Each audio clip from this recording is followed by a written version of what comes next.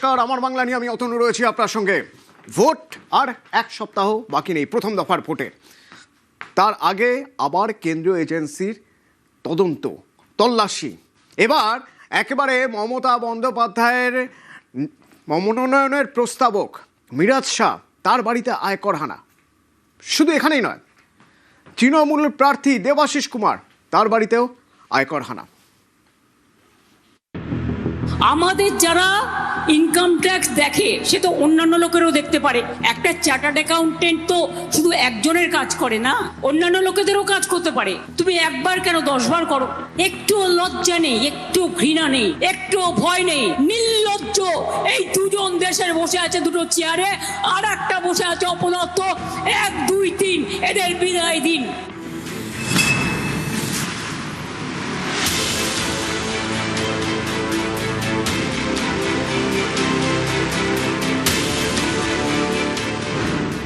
মিরাজ শাহ মমতা বন্দ্যোপাধ্যায়ের মনোনয়নের অন্যতম প্রস্তাবক। প্রার্থী মমতার প্রস্তাবক মিরাজ শাহের বাড়ি ভবানীপুর বিধানসভা কেন্দ্রের 2 নম্বর এলগিন রোডে। এখানেই শুক্রবার ভোরে আয়কর হানা। আমি 2022 সাল থেকে আছি। মানে আপনি রয়েছেন, আরো কেউ আছে আপনার মতো? না, আমার মতন আরো একজন রয়েছে। স্যারের ফ্যামিলি, স্যারের মা, স্যারের 90, এই বাড়ি তো স্যারের 1941 এর বাড়ি। মিরাজ শাহ পেশায় ব্যবসায়ী। এলগিন রোডে তার বাড়ি। বাড়িতে রয়েছে সিএ ফর্ম। 2021 সালে বিধানসভা উপনির্বাচনে তিনি মমতা বন্দ্যোপাধ্যায়ের মনোনয়নের অন্যতম প্রস্তাবক ছিলেন। এবারও 4 প্রস্তাবকের মধ্যে তিনি একজন। 2022 সালেও তাঁর বাড়িতে তল্লাশি চালায় আয়কর দপ্তর। এবার ফের তাঁর বাড়িতে আয়কর হানা।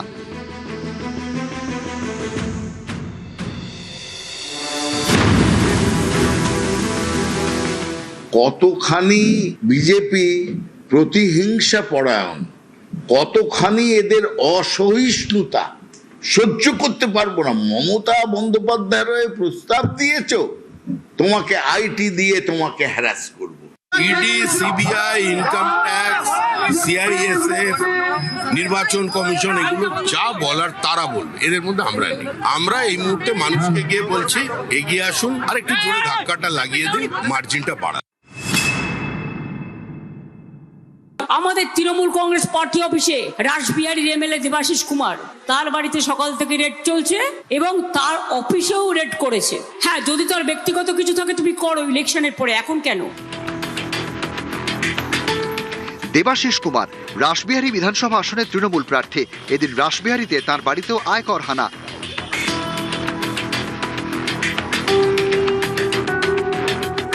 রাসবিহারীতে দেবাশিস কুমারের শ্বশুর বাড়ি। এদিন ভোর 5টা থেকে শ্বশুর বাড়িতে তল্লাশি চালানো হয়। প্রায় 9 ঘন্টা পরে সেখান থেকে বেরিয়ে যান আধিকারিকরা। সঙ্গে নিয়ে যান বেশ কিছু নথি, কয়েকটি ব্যাগ, সুটকেস এবং প্রিন্টার। রাসবিহারীতে দেবাশিস কুমারের নির্বাচনী কার্যালয়ে এদিন হানা দেয় আয়কর দপ্তর। দেবাশিস কুমারের এক্সপেন্ডিচার এজেন্টের দাবি, ভোট সংক্রান্ত বেশ কিছু নথি রয়েছে এই কার্যালয়ে। এদিনে নির্বাচন কমিশনের নথিগুলি জমা দেওয়ার কথা। আইটি রেডের জেরে তিনি দীর্ঘক্ষণ নির্বাচনী কার্যালয়ের বাইরে আটকে পড়েন। আমাদের আজকে ইলেকশন এক্সপেন্ডিচার দেখানোর ফার্স্ট স্টেপ, কিন্তু ওনারা দেখুন 17 তারিখ আছে, কিন্তু 2:30টার সময় ওনারা কিন্তু আমাদেরকে আজকে ভেতরে যেতে দিচ্ছেন না। আমি এখানে 45 মিনিটস হয়ে গেছে দাঁড়িয়ে আছি।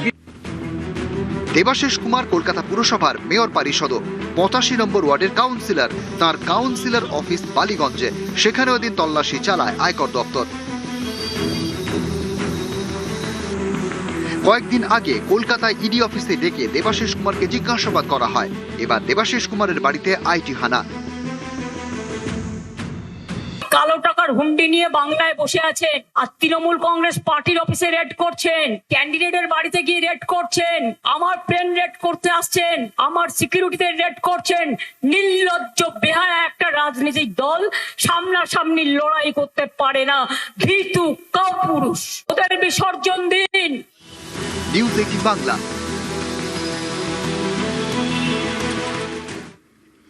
সম্প্রতি শিলিগুড়ির সভা থেকে নরেন্দ্র মোদী দাবি করেছিলেন তৃণমূলের আমলে উত্তরবঙ্গ বঞ্চিত। আজ তা একেবারে নস্যাৎ করে কোচবিহার থেকে সুর সপ্তমে চড়ালেন মমতা। মাননীয় প্রধানমন্ত্রী মিটিং করে বলে গেলেন উত্তরবঙ্গে উন্নয়নে কিছু হয়নি, দয়া করে মিথ্যে কথা কম বলুন। গত 12ই এপ্রিল শিলিগুড়িতে সভা করেন নরেন্দ্র মোদী। দাবি করেন তৃণমূল সরকার অ্যান্টি নর্থ বেঙ্গল, উত্তরবঙ্গ বঞ্চিত হচ্ছে। শুক্রবার কোচবিহারের রাসমেলা ময়দানের সভা থেকে এরই জবাব দিলেন মমতা বন্দ্যোপাধ্যায়। মাননীয় প্রধানমন্ত্রী মিটিং করে বলে গেলেন উত্তরবঙ্গে উন্নয়নে কিছু হয়নি, দয়া করে মিথ্যে কথা কম বলুন। উত্তরবঙ্গ উন্নয়ন দপ্তর একটা ছোট্ট দপ্তর, এটার সাথে উন্নয়নের সম্পর্ক অল্প সীমাবদ্ধ জায়গায়। শুধু উত্তরবঙ্গের জন্য আমরা 1,72,000 কোটি টাকা খরচা করেছি। আপনার মুখের ওপর জবাব দিয়ে যাচ্ছি, মুক্তর জবাব। উত্তরবঙ্গের উন্নয়নের ওই টাকা দিয়ে জয়ী সেতু হয় না, হেরিটেজ টাউন হয় না, বিশ্ববিদ্যালয় হয় না, রাজবংশী একাডেমি হয় না। একটা কথা বলার আগে বারবার করে ক্রস চেক করবেন। পার্টি যা শিখিয়ে দিচ্ছেন ইলেকশনের স্বার্থে সেটাই বলে দিচ্ছেন।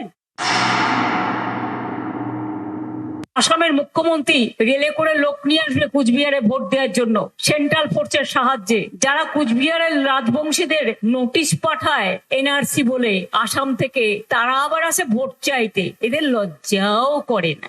অনেক এনআরসি করেছেন, আগে নিজের রাজ্যটা সামলান, বাইরে থেকে ভোটার নিয়ে গিয়ে তো ভোট দিয়েছেন। এখানেও আপনি আসছেন, উকিঝুঁকি মারছেন, বাইরে থেকে ভোটার নিয়ে এসে গৌহাট থেকে ভোট দেবেন, তাই তো? সেন্ট্রাল ফোর্সকে নিয়ে মানুষ ভেস্তে দেবে প্ল্যানিং, এটা মাথায় রাখবেন। ভোটার লিস্ট থেকে কুচবিহারেও প্রায় 2,00,000-2.5 লক্ষের মতো নাম বাদ দিয়েছে, বিজেপি বাদ দিয়েছে। মানুষের ভোটে জেতার ক্ষমতা নেই, তাই central force, income tax, ED, CBI, পুরো ভারত সরকার, বিজেপি সব রাজ্যের সব এসে বসে গেছে। লড়াই করছি একা, আমার সাথে 100 ভাগ মানুষ আছে। গণতন্ত্রে বুলেট নয়, ব্যালট। গণতন্ত্রে বন্দুক নয়, ভোট হচ্ছে আসল ক্ষমতা। মহিলাটা সামনে মিথ্যে কথা, 2/3 মেজরিটি লাগে পাশ করতে।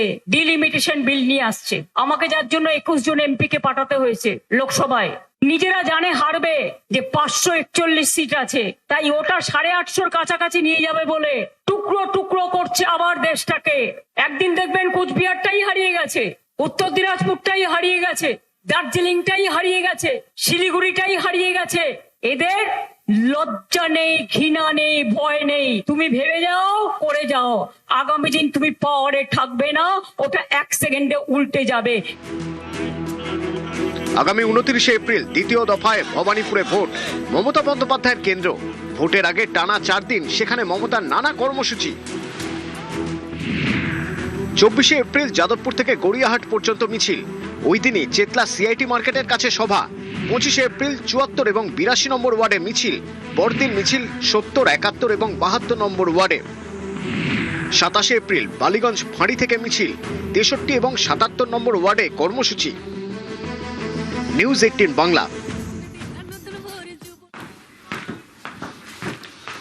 বামের ভোট কি এবারও রামে? বিমান বসু বলছেন, ন্যাড়া একবারই বেলতলায় যায়।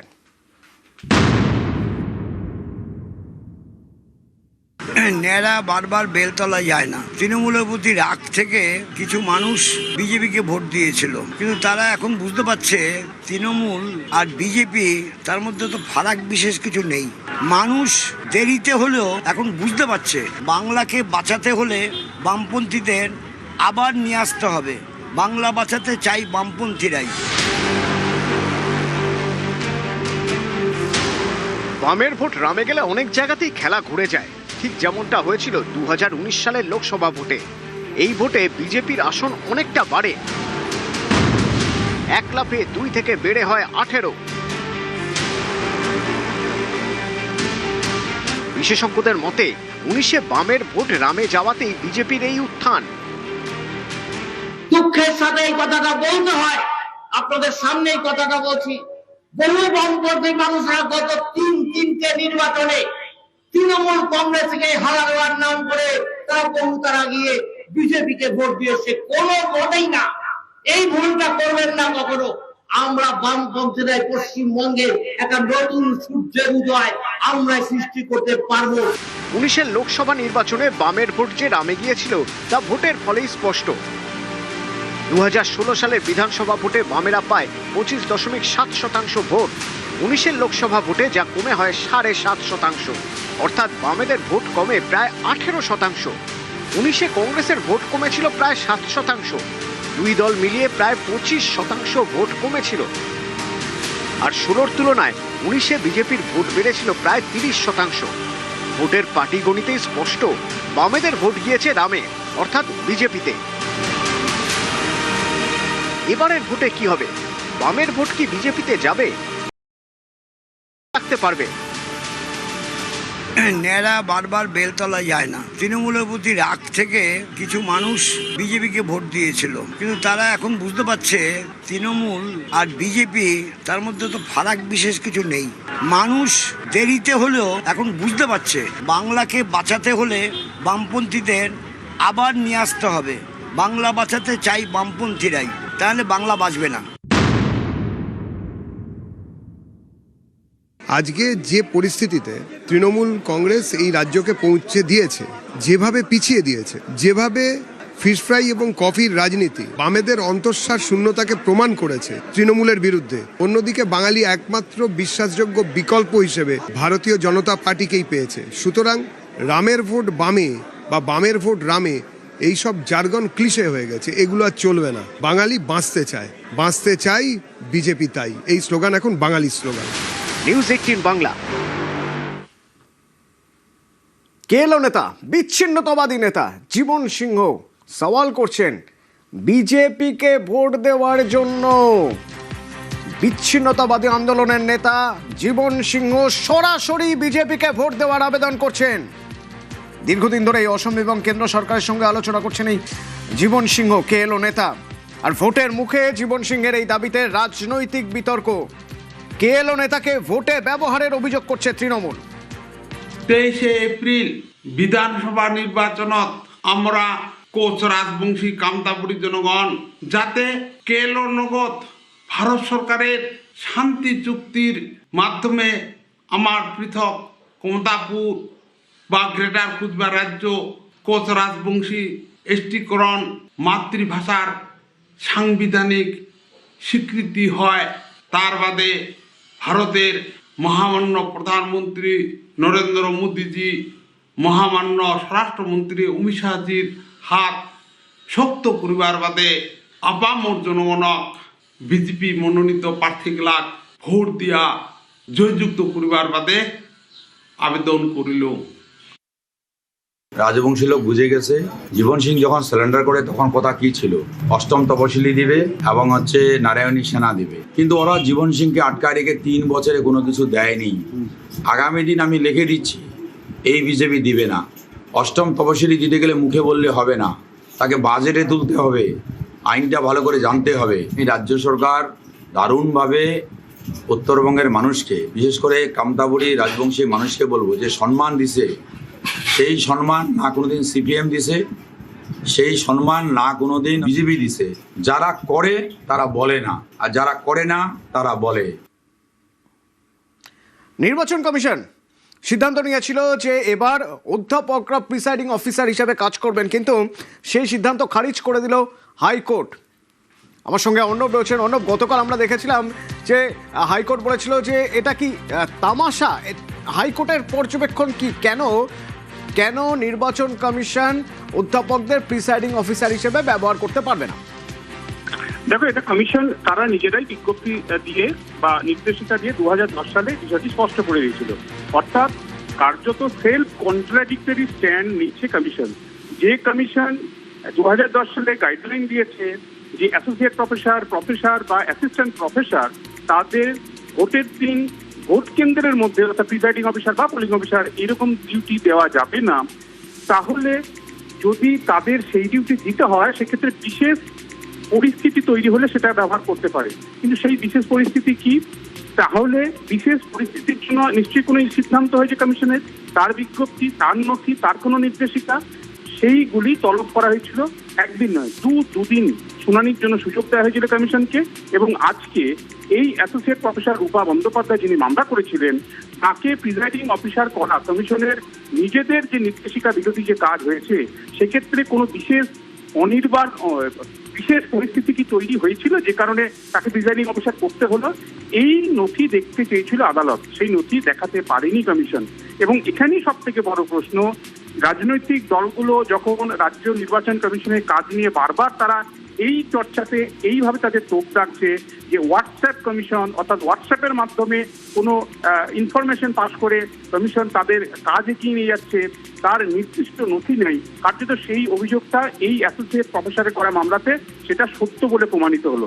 এবং যেহেতু নথি নেই, একজনকে প্রিজাইডিং অফিসার করছে কমিশন তাদের সিদ্ধান্ত অনুযায়ী, কিন্তু সেই প্রিজাইডিং অফিসার করার পিছনে কোনো চুক্তি গ্রাহ্য কোনো নথি নেই, এইটা দেখার পরই কমিশনের সিদ্ধান্ত চটান বাতিল করে দেয় আদালত। এবং একই সঙ্গে এই নির্দেশের ফলে কিন্তু বড়সড় একটা ধাক্কা প্রশ্ন এইবারের নির্বাচন প্রক্রিয়া পরিচালনার প্রশ্নে কমিশন খেলো গতকাল সুপ্রিম কোর্ট, আজ কলকাতা হাইকোর্টে। ধন্যবাদ।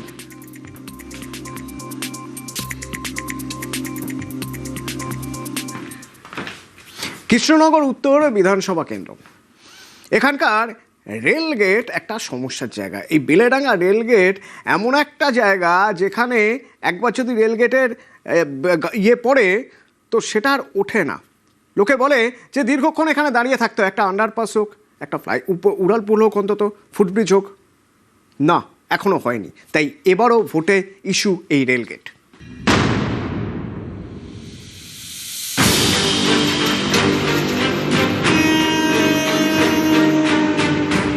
একবার পড়লে নাকি উঠতেই চায় না।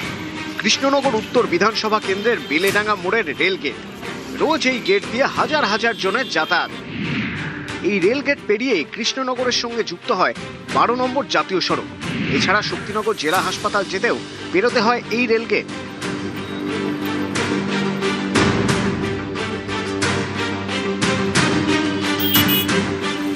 এই বেলেডাঙ্গা রেলগেট নিয়ে ভোগান্তির এক শেষ। স্থানীয়দের দাবি, গেট পড়লে সহজে ওঠে না, দীর্ঘক্ষণ দাঁড়িয়ে থাকতে হয়, তীব্র যানজট তৈরি হয়, ফ্লাইওভার বা আন্ডারপাস না থাকায় প্রতিদিনই ভোগান্তির এক শেষ। ভীষণ রকম সময়ে বাচ্চাদের পৌঁছানো, এটার একটা বড় অসুবিধা। এর বাইরে ধরুন সব থেকে গুরুত্বপূর্ণ জায়গাটা ওই মোড়টা দিয়েই কৃষ্ণনগর শক্তিনগর হসপিটাল অর্থাৎ জেলা হসপিটাল, সেই জেলা হসপিটালে পৌঁছানোর জন্য কিন্তু সারা জেলার বিভিন্ন প্রান্ত থেকে মানুষ আসেন। কিন্তু প্রত্যেকটা ক্ষেত্রেই সেখানে রোগীদের নিজেদের গাড়িতে আটকে থাকা শুধু না, অ্যাম্বুলেন্স পর্যন্ত আটকে যায়। আমি ছোটবেলা থেকেই শুনে আসছি যে ওখানে ফ্লাইওভার হবে। বিভিন্ন সময় ভোটের আগে এইগুলো নিয়ে আলোচনা হয় এবং আমরা বিভিন্ন সময় শুনতেও পাই যে এ হয়েছে, ও হয়েছে, এই স্যাংশন হয়েছে, ওই সার্ভে হয়েছে, কিন্তু কাজের কাজ আমি এখনো অবধি দেখতে পাইনি। এই রেলগেট যন্ত্রণা এবার কৃষ্ণনগর উত্তরে ভোটেরও ইস্যু। আমাদের সরকার 4 মের পরে গঠন হবে এবং আমরা নিশ্চিতভাবেই কৃষ্ণনগর দক্ষিণ বিধানসভা এবং কৃষ্ণনগর উত্তর বিধানসভার দুজন বিধায়কই মিলে আমরা সেইখানে রেলের সঙ্গে সংযোগ স্থাপন করে একটি সুপরিকল্পনার মাধ্যম দিয়ে ওখানে ফ্লাইওভার নির্মাণ হবে। আমি জয়লাভ ভোট করতে পারলে, কৃষ্ণনগর থেকে নির্বাচিত হতে পারলে বিধানসভার অভ্যন্তরে এই কৃষ্ণনগরের যে রেলগেটের যে সমস্যা, বেলডাঙ্গা রেলগেটের যে সমস্যা, সেই সমস্যা সমাধানে সর্বোচ্চ যে গুরুত্ব, সেই গুরুত্ব দিয়ে কৃষ্ণনগরবাসীর যে আশা, সেই আশা পূরণে সচেষ্ট থাকব। তৃণমূলের দাবি, কাজ অনেকটাই এগিয়েছে, আগামী 2 বছরের মধ্যেই ফ্লাইওভার হয়ে যাবে। বেলেডাঙ্গা মোড়ের ফ্লাইওভার বা আরবি রেলওয়ে ফ্লাইওভার সেটা আমরা করার জন্য দাবি করেছিলাম। সেই দাবি অনুযায়ী আমাদের সেই কাজ প্রায় পূরণের দিকে এবং আগামী 2-1 বছরের মধ্যে সমস্ত সার্ভের কাজও হয়ে গেছে। আগামী 2-1 বছরের মধ্যে আমরা বেলেডাঙ্গা ফ্লাইওভার করাবই এবং সেটা হবেই। নদিয়ার কৃষ্ণনগর থেকে সমীর রুদ্র, নিউজ 18 বাংলা।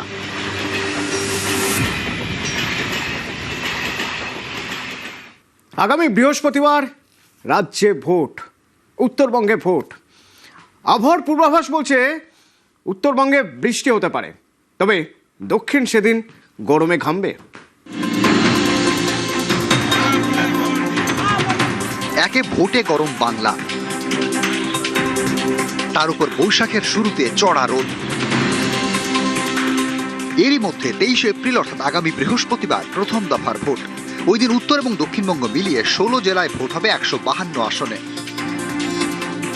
প্রথম দফার ভোটে কেমন থাকবে আবহাওয়া? আলিপুর আবহাওয়া দপ্তরের পূর্বাভাস, প্রথম দফার ভোটে পশ্চিম মেদিনীপুর, ঝাড়গ্রাম, পুরুলিয়া, বাঁকুড়া এবং পশ্চিম বর্ধমানে ভালো গরম থাকবে, স্বাভাবিকের থেকে 4 ডিগ্রি বেশি থাকার পূর্বাভাস। হ্যাঁ, এখানে প্রচন্ড পরিমাণে গরম, চতুর্দিকের যে পরিবেশ, গরম আবহাওয়া, মানুষের এই অষ্টাগত প্রাণ, মানুষ যারা ভোট কেন্দ্রে যাবে তাদের বিভিন্ন রকম অসুবিধা হবে হয়তো, কারণ অনেক বয়স্ক ভোটারও থাকে, অনেকে অসুস্থ হবেন। মুর্শিদাবাদ, পূর্ব মেদিনীপুর এবং বীরভূমে থাকবে অস্বস্তিকর আবহাওয়া। প্রথম দফার ভোটের দিন উত্তরবঙ্গের জেলাগুলিতে বিক্ষিপ্ত বৃষ্টির সম্ভাবনা। প্রচন্ড গরম, কিন্তু আজকে যে সকালবেলা থেকে যে অবস্থা শুরু হয়েছে, তো সামনে আবার ইলেকশন রয়েছে, এই তো সামনে 23 তারিখে আমাদের এখানে ইলেকশন। আমরা চাইবো, ভগবানের কাছে প্রার্থনা করবো যে এরকম গরম যেন না দেয়, যাতে যাতে বৃষ্টি যেন হয়, যাতে মানুষের সুস্থভাবে ভোটগুলো দিতে পারবে।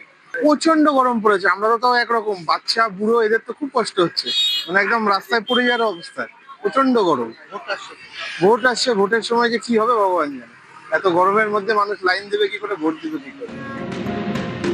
প্রথম দফায় ভোট হবে কোচবিহার, আলিপুরদুয়ার, জলপাইগুড়ি, কালিম্পং, দার্জিলিং, উত্তর দিনাজপুর, দক্ষিণ দিনাজপুর, মালদা, মুর্শিদাবাদ, পূর্ব মেদিনীপুর, পশ্চিম মেদিনীপুর, পুরুলিয়া, বাঁকুড়া, ঝাড়গ্রাম, পশ্চিম বর্ধমান এবং বীরভূমে। 23 এপ্রিল দক্ষিণে গরম, উত্তরে বৃষ্টির সম্ভাবনা। বেশিরভাগ জায়গাতেই শুষ্ক আবহাওয়া থাকার সম্ভাবনা থাকছে। তো কাল থেকে তাপমাত্রা দক্ষিণবঙ্গে আমাদের 3 থেকে 5 ডিগ্রি পর্যন্ত বিভিন্ন জায়গায় বাড়ার সম্ভাবনা রয়েছে। মূলত আমাদের পশ্চিমের জেলাগুলোতে কিছু কিছু জায়গায় 38 থেকে 40 এই রেঞ্জে বা তার থেকে 41ও 1-2 জায়গায় যেতে পারে। আমাদের যেহেতু এখন হট ওয়েদার এবং তার সঙ্গে সঙ্গে হিউমিডিটিটাও মানুষের সতর্কতা অবলম্বন করার জন্য বলা হয়। দুপুরে গরম অস্বস্তি চরমে উঠবে, আর উত্তরবঙ্গের দার্জিলিং সহ পার্বত্য এলাকায় বৃষ্টির সম্ভাবনা রয়েছে। আবহাওয়া দপ্তরের পরামর্শ, সকাল সকাল ভোট দিন প্রথম দফার নির্বাচনে। ক্যামেরায় সায়ন্তন চক্রবর্তীর সঙ্গে বিশ্বজিৎ সাহা, নিউজ 18 বাংলা।